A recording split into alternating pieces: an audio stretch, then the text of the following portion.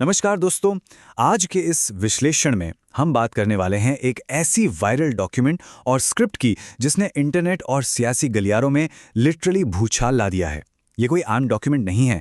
इसमें वेस्ट बंगाल के 2026 चुनाव को लेकर एक बहुत ही बड़ा और फ्रैंकली थोड़ा चौंकाने वाला दावा किया गया है। अब ध्यान रहे, हम यहाँ किसी भी पार्टी का पक्ष या विरोध नहीं कर रहे हैं। हमारा काम सिर्फ इस वायरल सोर्स मटेरियल में दिए गए दावों का बिल्कुल निष्पक्ष तरीके से विश्लेषण करना है, ताकि हम समझ सकें कि आखिर इन चर्चाओं का आधार क्या है। तो चलिए बिना किसी देरी के इस विस्तृत चर्चा में आगे बढ़ते हैं। अब जरा स्क्रीन पर दिख रहे नंबर पर ध्यान दीजिए। 15। सुनने में शायद छोटा लगे, राइट? लेकिन सोर्स मटेरियल के हिसाब से ये संख्या बंगाल में एक बहुत ही विशाल और मजबूत शासन का प्रतीक है। 15 साल का मतलब होता है एक पूरी पीढ़ी का बड़ा होना, एक पूरे पॉलिटिकल सिस्टम का अपनी जड़ जमा लेना। लेकिन डॉक्यूमेंट दावा करता है कि पिछले 15 साल से चला आ रहा ये शासन 4 मई 2026 को अचानक और बेहद नाटकीय ढंग से खत्म होने वाला है। सत्ता पलटने का ये दावा अपने आप में बहुत बड़ा है, लेकिन आखिर ये बदलाव दिखेगा कैसा? आइए आंकड़ों पर चलते हैं। और यहां आते हैं वो आंकड़े जो इस वायरल स्क्रिप्ट में पेश किए गए हैं। सीरियसली, ये नंबर्स किसी को भी हैरान कर देने वाले हैं। अनुमान लगाया गया है कि बीजेपी लगभग 206 से ज्यादा सीटें हासिल करके एक ऐतिहासिक जीत दर्ज करेगी, और वहीं दूसरी तरफ लगातार 15 साल से सत्ता पर काबिज टीएमसी सिमटकर सिर्फ 80 सीटों के आसपास रह जाएगी। ये किसी आम हार जीत के आंकड़े नहीं लगते। डॉक्यूमेंट के मुताबिक ये एक पूरे राजनीतिक भूचाल की तरफ इशारा कर रहे हैं। खैर, इस तीव्र बदलाव और इन आंकड़ों की अहमियत को बेहतर समझने के लिए डॉक्यूमेंट हमें थोड़ा पीछे इतिहास के पन्नों में ले जाता है।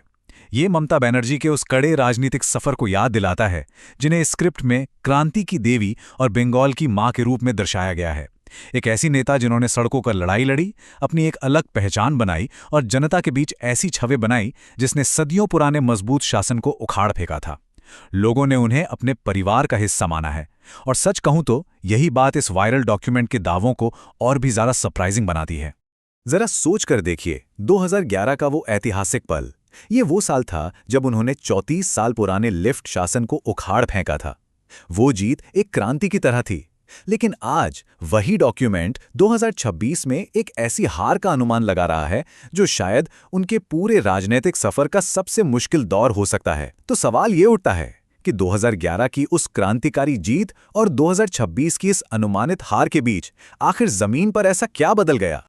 देखिए, सोर्स डॉक्यूमेंट है अनुमानित सत्ता पलट के लिए ऐसे ही हवा में तीर नहीं चलाता। इसके लेखक 4 बहुत ही ठोस और विशिष्ट कारणों पर जोर देते हैं। ये 4 स्तंभ हैं जिन्होंने जमीनी हवा को बदलने का काम किया है। तो चलिए एक एक करके इन चारों कारणों की गहराई में उतरते हैं जो इस वायरल स्क्रिप्ट में हाईलाइट किए गए हैं। तो ये रहे वो मुख्य बिंदु। पहला है स्कूल रिक्रूटमेंट स्कैम। डॉक्यूमेंट का मानना है कि इस भ्रष्टाचार मुद्दे ने प्रशासन पर सवाल खड़े किए और नौजवानों में एक गहरी निराशा और गुस्सा पैदा किया है। दूसरा कारण, आरजी कार हॉस्पिटल की बेहद दर्दनाक घटना। सोर्स बताता है कि इस घटना और उस पर शुरुआती प्रतिक्रिया ने पूरे राज्य की महिलाओं और आम नागरिकों को अंदर तक आहत किया है। तीसरा बिंदु है एंटी इनकम्बेंसी। जाहिर है, 15 साल तक एक ही सरकार को देखने के बाद जनता में बदलाव की एक स्वाभाविक चाहत आती है, जिसे डॉक्यूमेंट एक बड़ा फैक्टर मानता है। और चौथा कारण, बीजेपी का जबरदस्त आक्रामक चुनाव प्रचार जो इन सभी जमीनी मुद्दों को भुनाने का प्रयास कर रहा है। ये 4 चीजें मिलकर इस परिवर्तन की नींव रख रही हैं। अब इन बड़े कारणों के बीच डॉक्यूमेंट हमारा ध्यान एक बेहद रोचक जमीनी मुद्दे पर खींचता है। क्या भवानीपुर में इतिहास खुद को दोहराएगा? ये सवाल लिटरली सांसें अटका देने वाला है। याद है 2021 में नंदीग्राम की वो कांटे की टक्कर? डॉक्यूमेंट इशारा कर रहा है कि इस आने वाले चुनाव में भवानीपुर को लेकर बिल्कुल वैसी ही नाटकीय स्थिति देखने को मिल सकती है। और ये चक्कर अनुमानित किस किस के बीच है? एक तरफ है ममता बनर्जी और दूसरी तरफ है शुभेंदु अधिकारी। डॉक्यूमेंट इस बात को काफी हाईलाइट करता है कि ये मुकाबला आखिर इतना हाई स्टेक्स क्यों है। सोचिए, किसी समय में जो नेता सबसे करीबी सहयोगी हुआ करते थे, एक ही रणनीति बनाते थे, आज वो एक दूसरे के सबसे कड़े प्रतिद्वंदी बन चुके हैं। एक दोस्त और मेंटर का सबसे बड़ा विरोधी बन जाना, ये किसी रोमांचक फिल्म की स्क्रिप्ट से कम नहीं लगता। खैर, अगर हम इन स्थानीय मुकाबलों से थोड़ा स्टेप बैक करके देखें तो इस सोर्स मटेरियल का लक्ष्य थोड़ा अलग है। वो इस अनुमानित नतीजे को सिर्फ एक आम चुनाव तक सीमित नहीं रखते। डॉक्यूमेंट इस पर एक बहुत बड़ा ऐतिहासिक नजरिया डालता है। इसके अनुसार अगर ये अनुमान 2026 में सच साबित होता है तो ये सिर्फ एक पार्टी का आना और दूसरे का जाना नहीं होगा।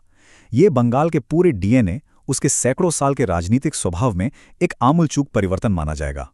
इस टाइमलाइन को देखिए, 1937 से लेकर आज तक पिछले लगभग 90 सालों में बंगाल में टेक्निकली कभी किसी राइट विंग पार्टी का शासन रहा ही नहीं है। 1977 में लेफ्ट आया और दशकों तक राज किया। फिर 2011 में टीएमसी ने सत्ता ली और अब ये वायरल स्क्रिप्ट 2026 के लिए अनुमान लगा रही है कि एक ऐसी विचारधारा की सत्ता वापसी होगी जो वहां एक सदी से गायब थी।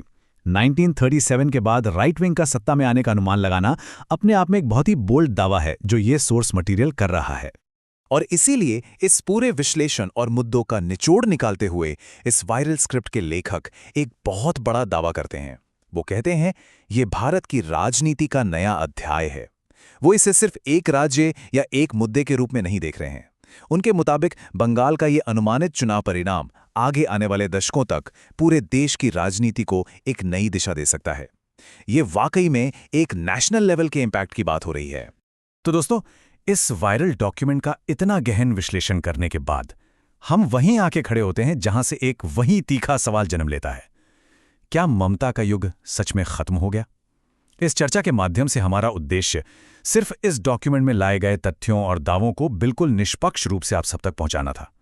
अब इन आंकड़ों की सच्चाई, तर्क और आने वाले वक्त का विश्लेषण करने का काम हम आप पर छोड़ते हैं। उम्मीद है इस चर्चा से इस पूरे पॉलिटिकल नैरेटिव की गहराई बेहतर ढंग से समझ आई होगी। सोच विचार करते रहिए और इस बदलती राजनीति पर अपनी नजर बनाए रखिए।